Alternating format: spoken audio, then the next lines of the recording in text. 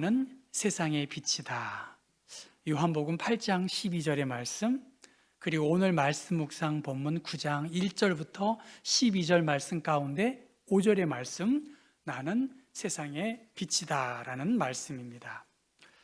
우리가 3.1절 기념주의를 지킵니다. 일본의 총칼 위협 앞에서 우리의 선조들은 생명을 걸고 대한독립 만세를 외쳤습니다. 그러한 외침, 그러한 거룩한 헌신이 있었기에 오늘의 대한민국이 가능했을 것입니다. 민족의 아픔, 그리고 눈물의 역사를 우리는 기억합니다. 어둠은 사람을 침묵시키지만 빛은 세상을 밝히고 정의로운 일에 일어서게 합니다. 어려움, 암흑, 어두움, 그것은 우리 주변에 계속 있습니다만 예수님은 나는 세상의 빛이다. 빛 대신 주님이 우리와 함께 하신다. 너희 마음에 그리스도를 주로 모시고 거룩하게 하라 라는 말씀처럼 생명의 빛 대신 주님이 우리를 비춰주고 있기 때문에 그 빛 대신 주님을 우리의 마음에 간직한 사람들은 다시 일어설 수 있는 힘과 용기를 얻을 것입니다. 지난 주 중에 요한복음 7장과 8장을 새벽마다 말씀 묵상했습니다. 특별히 초막절을 절기에 즈음하여 이 본문이 진행이 되고 있는데 예수님의 가르침, 예수님의 행적과 활동이 당시 종교 지도자들은 자신들의 전통과 권위에 대하여 도전한다고 생각했고 그 바리새인과 서기관과 사두개인들은 계속해서 은혜 받기보다는 예수님을 미워하고 예수님을 책잡으려고 혈안이 된 상황입니다. 나는 하나님께로부터 온 사람이다. 아브라함이 나기 전부터 나는 이 땅에 있었다라고 요한복음 8장의 끝부분에 말하니까 사람들이 돌로 예수를 쳐 죽이려고 하니까 예수님께서 숨어서 성전에서 나가신 것이 8장의 말씀입니다. 오늘 9장의 내용은 날 때부터 맹인된 사람을 고치신 내용입니다. 그 맹인을 보고 제자들은 누구의 죄 때문에 저가 맹인이 되었습니까? 라고 물었을 때 예수님은 이 사람이나 그 부모의 죄로 인한 것이 아니라 하나님이 하시는 일을 나타내고자 합니다 라고 말씀하십니다. 이 말씀을 하시고 나는 세상의 빛이다 말씀하시고 침을 땅에 뱉으시고 진흙을 이겨서 그 거린 애의 환부에 발라주면서 실로암 못에 가서 씻어라. 그리고 그 말대로 씻었더니 그가 밝은 눈으로 돌아온 것이 오늘 본문의 상황입니다. 그런데 그 사건 이후에 여러 아주 긴장된 대화가 오고 가는 것이 상황입니다. 유대 사회에서 오늘도 복은 순종의 결과이지만 불행은 죄의 대가로 생각하는 것이 지배적입니다. 삶의 고난을 죄와 연결시키고 있다는 것이에요. 보지 못하는 것, 또 말하지 못한다는 것, 참 고통스럽겠죠. 우리 맹학교와 농학교가 가까이에 있기 때문에 이 본문이 참 조심스럽게 생각됩니다. 근데 더 힘든 것은 그들을 죄인처럼 취급한 그 아픔이 지금 날 때부터 소경된 그에게는 있었던 것이죠. 예수님께서는 하나님이 하시는 일을 그들을 통해서 나타낼 것이다 라면서 인간이 가지고 있는 고난과 어두움의 문제에 대하여 시선을 옮겨 놓고 있습니다. 그에게서 하나님이 하시는 일을 나타내고자 합니다. 인간의 연약함, 인간의 고통 가운데 하나님이 개입하시고 하나님이 합력하여서 선을 이루도록 하나님의 계획을 갖고 있다는 것. 오늘 날 때부터 소경된 한 사람의 문제만이 아니라 신체적인 회복만이 아니라 우리 앞에 있는 많은 문제 앞에서 또 그 문제를 보고 많은 갈등을 겪고 있는 그 환경 속에서 하나님의 살아계심을 결정적으로 드러낼 것이다. 인간에게 닥친 고난, 하나님의 일하심을 경험할 수 있는 그러한 은혜의 기회다 하면서 여러분 한번 9장 우리가 잘 알고 있는 땅에 침을 뱉어 진흙을 이겨 그의 눈에 바르시고 9장 7절 읽어볼까요? 이르시되 실로암 못에 가서 씻으라 하시니 실로암은 번역하면 보냄을 받았다는 뜻이라. 이에 가서 씻고 밝은 눈으로 왔더라. 예수님의 치유의 방식 한번 생각해 봤어요. 침을 얼마나 뱉어야 진흙이 이겨지고 눈에 감싸질까? 좀 생각하기 어렵습니다. 예수님의 치유 방식, 그 과정 납득하기가 어렵습니다. 예상치 못한 명령 앞에 이 날 때부터 속용된 자는 순종함으로 예기치 못한 하나님의 은혜를 경험했다는 것입니다. 날 때부터 맹인된 사람. 오늘 이 본문은 단지 한 개인의 회복의 문제만이 아니라 이를 둘러싼 여러 환경을 통해서 하나님이 어떻게 이 일을 이루셨는지를 우리가 살펴볼 수가 있겠습니다. 출애굽기 4장 말씀 보면 누가 사람의 입을 지었느냐? 누가 말 못하는 자나 못 듣는 자나 눈 밝은 자나 맹인이 되게 하였느냐? 나 여호와가 아니냐? 사람이 보고 말하는 것, 볼 수 있다는 것, 그 여부가 하나님과 관련되어 있다라고 말하고요. 이사야 말씀 보면 그때에 맹인의 눈이 밝을 것이며 못 듣는 사람의 귀가 열릴 것이다. 그리고 계속해서 이사야서에서 내가 눈먼 자들의 눈을 밝히며 갇힌 자를 감옥에서 이끌어내며 흑암에 앉은 자를 감옥에서 나오게 할 것이다. 하나님의 비밀한 계획을 하나님의 계획 안에서 보게도 하시고 못 보게도 하시고 심판 이후에 영적인 계시의 회복을 통해서 하나님이 치유해 주실 것이다 라고 그렇게 예언되어 있습니다. 이 고침받은 맹인, 그는 예수가 누구인지 알지 못했습니다. 그리고 그 고침을 받은 날은 안식일이었어요. 그래서 사람들은 바리새인들에게 이 환자를 데리고 갑니다. 그 바리새인들은 어떻게 당신이 나았느냐? 그리고 오늘은 안식일 아니냐? 하면서 그를 신문하고 조사합니다. 어떻게 보았느냐? 할 때 그는 그 사람이 진흙을 내 눈에 바르매 내가 씻고 보나이다. 그분이 말씀하셨기 때문에 말씀대로 했더니 내가 볼 수가 있게 되었다. 아주 단순하고 명료하게 이 말을 표현합니다. 이 말에 대하여 여러분 한번 16절, 9장 16절 말씀 같이 읽어볼까요? 9장 16절입니다. 바리새인 중에 어떤 사람은 말하되 이 사람이 안식일을 지키지 아니하니 하나님께로부터 온 자가 아니라 하며 어떤 사람은 말하되 죄인으로서 어떻게 이러한 표적을 행하겠느냐 하여 그들 중에 분쟁이 있었더니 한 사람이 회복이 되었는데 지금 바리새인들은 정죄하고 기뻐하지 않고 안식일을 지켰네 어땠네 계속 이 문제를 따지고 있으면서 또 물어봅니다. 너를 고쳐준 자가 누구냐? 물으니까 선지자입니다 라고 고백을 했지만 바리새인들은 믿지 않았고 이 모든 것을 그의 부모에게 어떻게 됐는지를 추궁합니다.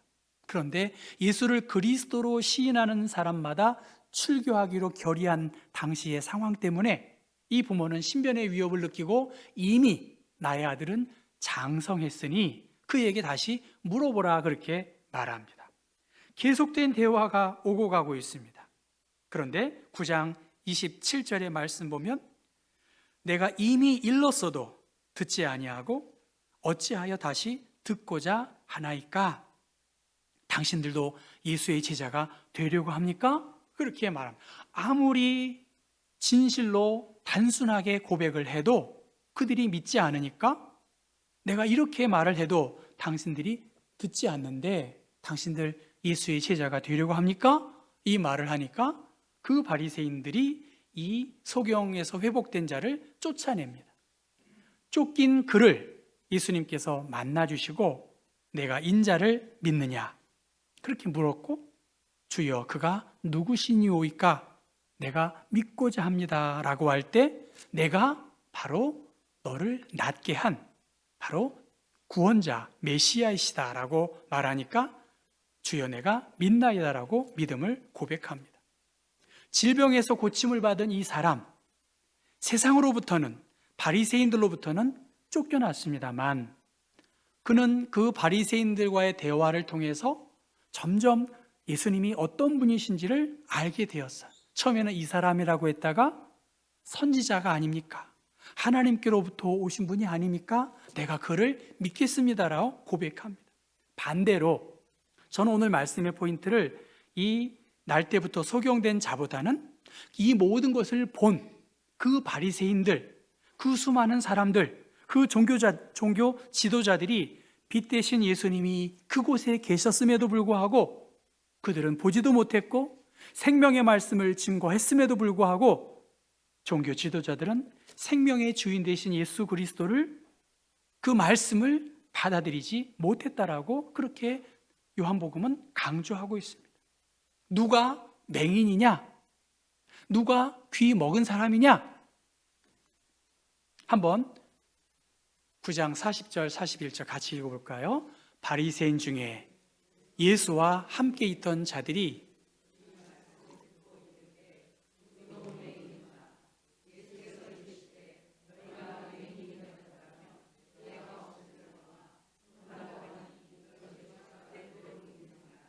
예, 7장과 8장 그리고 이 나면서부터 소경된 이 환자가 나은 사건에 대하여 누가 맹인이냐는 거예요. 누가 제대로 보고 듣고 말하고 있느냐는 거예요. 초막절, 어둠 가운데에서 행해진 이 절기 가운데에서 예수가 생명의 빛으로 이 땅에 오셨고 누구든지 목마르거든 그에게 나아가면 성령의 선물을 받을 텐데 왜 너희들 이 하나님의 거룩한 부름에 대하여 생명 대신 빛 대신 주님이 있는데 오히려 그 죄에 대하여 죄가 누구에게 있는지 살피고 바리새인들 생명의 주인 되신 그분이 낫는 역사를 펼쳤음에도 불구하고 왜 보지 못하느냐라고 그렇게 말씀하고 있습니다. 여러분, 도자기입니다. 그릇입니다. 15세기에 일본에서는 깨진 그릇, 깨진 도자기, 그것을 오칠을 하고요. 그리고 금은 이런 백색, 금은 백색깔로 가루로 이 깨진 부분을 장식하는 그러한 예술품으로 재탄생하는 그러한 일본 말로 킨츠키라고 말한답니다. 제가 맞는지 모르겠어요. 킨츠키. 15세기, 제가 글씨가 잘 안 보이시겠지만 15세기 일본에서 시작된 킨츠키는 깨진 기물의 틈을 옷과 금으로 메워서 수선하는 전통 기법입니다. 이는 상처를 감춰야 할 결점이 아닌 기물 고유의 역사를 받아들이며 부서짐을 통해서 이전보다 더 단단하고 유일한 아름다움을 완성하는 불완전함의 미학이 바로 저 킨즈키라고 그렇게 이야기합니다. 그런데 저렇게 수리되고 한 저 그릇들은 오히려 수련된 그릇은 깨지기 전보다 훨씬 더 가치 있는 예술품으로 재탄생한다는 거예요. 깨진 그릇들, 쓸모없는 것들 같지만 장인의 손길에 의해서 요긴한 예술품으로 사용되었다는 거예요. 우리 교단의 어른이신 김재준 목사님, 그분의 좌우명 네 번째는 버린 물건, 버려진 인간에게서 쓸모를 찾는다라고 말합니다. 버린 물건, 버려진 인간에게서 쓸모를 찾는다. 예수님의 말씀, 예수님의 관심, 늘 버려지고 소외되고 구걸하는 거린들을 향해 예수님은 찾아갔지 않았습니까? 날 때부터 소경된 그 그를 예수님은 보시고 고쳐주셨을 뿐만이 아니라 바리새인들의 보지 못함에 대하여 안타까워 하십니다. 예수님의 오심을 보지 못하는 사람들, 예수님의 오심을 보지 못하는 자들을 예수님은 보게 하셨고요. 자기들은 본다라고 생각하는 그들은 오히려 맹인이다, 보지 못하고 있구나. 누가 진정으로 예수를 보고 말하고 듣고 있느냐는 것이에요. 예수님은 말씀하세요. 나는 세상의 빛이다. 예수님은 빛으로 오셨어요. 창세기 1장에 하나님은 흑암을 물리치시고 빛으로 이 세상을 창조하셨을 때에 빛이 있으라 하셨고, 빛이 있음에 하나님이 보시기에 좋았다고 했습니다. 요한복음도 마찬가지입니다. 그 안, 예수 안에 생명이 있었으니 이 생명은 사람들의 빛이다. 빛이 어두움에 빛이 돼 어둠이 깨닫지 못하더라. 참빛, 곧 세상에 와서 각 사람에게 비치는 빛이 있었다. 그가 세상에 계셨으며 세상은 그로 말미암아 지은 바 되었는데 세상이 그를 알지 못했다는 것. 자기 땅에 오매 자기 백성이 영접하지 않았다는 것. 그 택함 받은 이스라엘 백성들에게 왔지만 그 바리새인들, 그 지식과 경험이 충만한 그들은 예수를 생명의 주인으로 보지 못하고 받아들이지 못했다는 것. 여러분, 영접하는 자 같이 읽어볼까요? 영접하는 자, 곧 그 이름을 믿는 자들에게는 하나님의 자녀가 되는 권세를 주셨다. 예수님은 요한복음 8장에 나는 세상의 빛이다.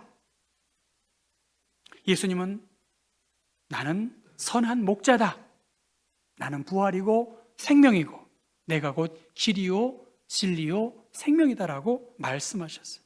예수님의 자기 선언, 내가 하나님이다, 이렇게 분명하게 말씀했음에도 불구하고 당시에 많은 주류의 사람들은 어두움 가운데 있었기 때문에 하나님의 영으로 인도함을 받지 못해서 그들의 마음이 불편해서 예수를 죽이려는 일에 그들의 모든 재능을 다 동원하고 있습니다. 빛을 모르는 사람, 어둠 가운데 있는 것이죠. 나를 따르는 자는 어두움에 다니지 아니하고 생명의 빛을 얻을 것이다. 광야 40년의 생활을 기억하며 초막절 마지막 날 그들은 행진을 하고 실로암 연못에서 물을 길어오고 이방인의 들의 4개의 기둥에 환히 밝힌 그 빛을 보고 기뻐하고 잔치를 벌였습니다. 그런데 정작 예수님의 형제들도, 당시 유대의 종교 지도자들도 예수님의 모든 행동과 가르침에 대하여 불편하게 여겼고 받아들이지 않았다는 것입니다. 이러한 상황에서 8장에는 더 긴박한 예수님의 대화가 오고 가는데 한번 읽어볼까요? 너희는 너희 아비 마귀에게서 났으니 너희 아비의 욕심대로 너희도 행하고자 하느니라. 마귀에게서 난 사람, 어둠의 지배 세력에 사로잡힌 바 된 너희들, 진리를 말하는데 어찌하여 내가 나를 믿지 아니하느냐. 하나님께 속한 자는 하나님의 말씀을 듣나니 너희가 듣지 아니함은 하나님께 속하지 아니했다는 거예요. 오늘 장로님 기도하신 것처럼 성령께서 우리를 깨닫게 해주셔야, 은혜 주셔야 말씀도 들리고 하나님의 비밀한 일들이 우리 가운데 나타날 줄로 믿어요. 영접하는 자, 곧 그 이름을 믿는 자들에게는 하나님의 자녀가 되는 권세를 주시겠다라고 말씀하셨고, 그 권세는 날 때부터 소경된 그가 하나님의 말씀을 듣고 그대로 행했더니 생명 되신 주님을 점점 알아가 그를 구원의 주인으로 고백했습니다. 반대로 이 바리새인들, 그들은 점점 마음이 강팍하고 순수함을 잃어버리고 자신의 경험과 지식에 매몰되어서 생명의 주인 되신 주님을 받아들이지 않았어요. 생명의 말씀이 선포되었어요. 여러분, 예수님이 말씀을 선포했음에도 불구하고 예수를 죽이려고 책 잡는 바리새인들이었습니다. 자기의 의로 구원을 받는 것이지 빛 대신 주님을 거부한 어둠 가운데 있는, 그래서 다른 사람을 정죄하고 논쟁을 일삼는 일들이 바리새인들의 모습이었습니다. 예수님 말씀하세요. 나를 따르는 자는 어둠에 다니지 아니하고 생명의 빛을 얻을 것이다. 하나님은 예수님 안에 우리를 새로운 피조물로, 우리 앞에 여러 어려움들을 넉넉하게 극복하도록 하나님께서 우리에게 은혜를 주셨습니다.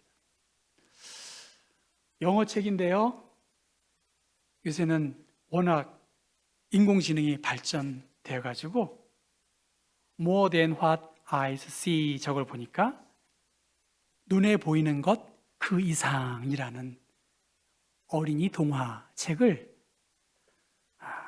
광미소 청년이 책을 쓴 거예요. 박수 한번 쳐줘야 될 것 같아요. 박수를. 네.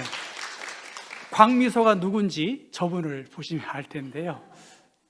예, 눈에 보이는 것 그 이상. 참 쉽지 않고 조심스럽다라고 말씀을 하는데요. 아마존 인터넷에 나온 그 영어를 쭉 카피해서 챗GPT로 딱 하니까 번역이 그냥 3분 안에 나왔습니다. 그대로 읽어드릴게요. 주인공 마야는 앞이 보이지 않습니다. 소외감을 느끼기도 하지만 자신이 가진 멋진 재질과 능력을 떠올립니다. 호기심이 많고 용감하며 자신감 넘치고 창의적인 아이였습니다. 점자를 읽고 친구들과 스포츠를 즐기며 그림 그리기와 글쓰기를 좋아합니다. 마야는 아마 작가가 마야로 이렇게 표현한 것 같아요. 지팡이의 도움을 받아서 시력 없이도 세상을 자신 있게 누빕니다. 이러한 내용의 이야기를 합니다. 저희 딸들한테 보내줬더니 아빠 책 살 거야? 이렇게 물어보더라고요. 여러분은 어떻습니까? 그에게서 하나님이 하시는 일을 나타내고자 하십니다. 전 많은 대화를 나누지 못했지만 적어도 미소 청년을 통해서 그가 어떤 마음의 자세를 갖고 있는지 조금은 느껴지고요. 항상 웃는 그 모습을 보고 은혜를 받습니다. 여러분은 어떻습니까? 나를 따르는 자는 어두움에 다니지 아니하고 생명의 빛을 얻을 것이다. 우리 앞에 여러 해결해야 할 문제들이 많이 있잖아요. 그런데 빛을 아는 것과 빛을 따르는 것은 차이가 있습니다. 빛을 안다고 해서 어둠에서 나오는 것은 아니고요. 빛을 따라 걸어갈 때 어둠은 자연스럽게 물러갑니다. 복음의 밝은 빛을 받은 우리의 삶은 그 빛 가운데 사는 삶을 살도록 우리를 초대하셨어요. 이미 빛이 환하게 우리의 삶을 비추고 있는데 우리가 그림자를 살펴보거나 어두운 일에 짝한다는 것은 어리석은 모습입니다. 미움과 분열을 걷어내고 빛과 진리 되신 예수님, 그 예수님께서 우리 마음에 함께 하실 때에 예수라면 어떻게 할 것인가에 우리의 삶은 달라질 수 있습니다. 어둠과 빛은 늘 공존하고 우리 사회는 수많은 갈등 속에 있는 것이 사실입니다. 어둠을 탓하거나 어둠 가운데 머무는 것이 아니라 내 삶이 빛 안에 거하면 되는 것이지요. 빛이 비추면 어두움은 자연스럽게 물러갑니다. 우리는 깨지기 쉬운 그릇이에요.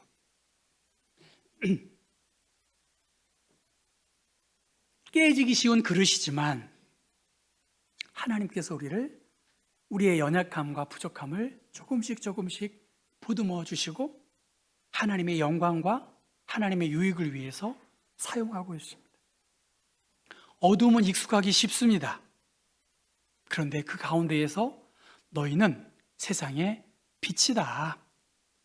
정죄함이 판을 치는 이 땅에 예수님은 용서의 빛으로 오셨고요.